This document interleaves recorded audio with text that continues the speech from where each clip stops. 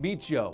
He's having a rough morning. Before he opened his eyes, he could tell that yesterday's tickle in the throat had become searing pain. His head is pounding, his nose is stuffed, and every muscle in his body aches. He thinks he has a fever and is worried it might be the flu. But Joe is a dedicated employee, so he decides to tough it out and head to the office anyway. After all, he's got work to do and he doesn't want to leave his team in the lurch.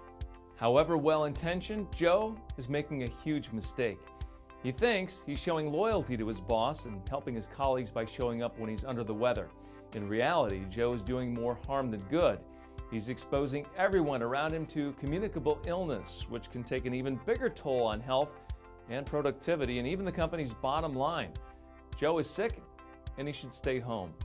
Managers and employees alike can relate to Joe's story. All of us want to show dedication and be seen as valuable, and that often translates to coming to work when sick.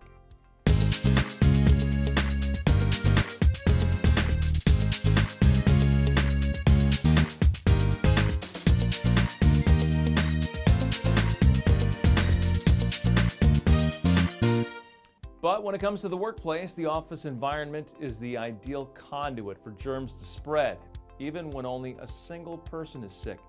Consider a study performed by researchers at the University of Arizona, which tracked the progress of mock viruses from one individual in an office setting.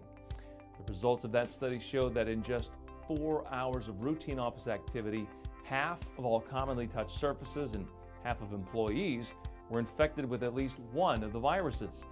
The study noted that germ hotspots included places like doorknobs, copy machine buttons, desktops, tabletops, telephones, and spots in the break room such as the office refrigerator and coffee pot handle. Happily, with simple interventions, the risk of infection dropped to below 10%. These interventions included providing employees with tissues, disinfecting wipes, and a bottle of hand sanitizer, as well as encouraging them to wash their hands before eating lunch and after meeting with a large number of people.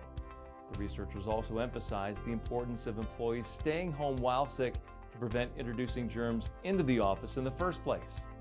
These recommendations echo the Centers for Disease Control and Prevention guidelines for preventing the spread of disease such as influenza, RSV, whooping cough, and other communicable infections. Best health practices include avoiding contact with sick people, staying home when sick, and encouraging employees to do so, covering coughs and sneezes, proper hand washing hygiene, and disinfecting common surfaces. As an employer or manager, you play an important role in encouraging your employees to adhere to these guidelines. You can reinforce good habits by prominently posting the CDC guidelines in common areas, providing supplies such as tissues, disinfecting wipes, and hand sanitizer, and even offering free or low-cost flu shots for those employees who wish to get vaccinated. Finally, encourage sick employees to remain at home until they're symptom-free for at least 24 hours. To that final point, keep in mind that many states and cities may require employers to provide a certain amount of sick leave, either with or without pay, to their employees. Be sure that your policy complies with any applicable state or federal laws and is clear in specifying the eligibility rules, whether sick leave is paid or not, how many days are provided each year, and any carryover provisions. Regardless of what is required and what you decide with your sick leave policy, you should include the policy in your employee handbook if you distribute one. In closing, remember that it may be tempting to allow a sick employee to come to work in the name of productivity, but an outbreak of influenza or other communicable disease can thwart the productivity of your entire workforce for days or even weeks, and that's a cost no business can afford.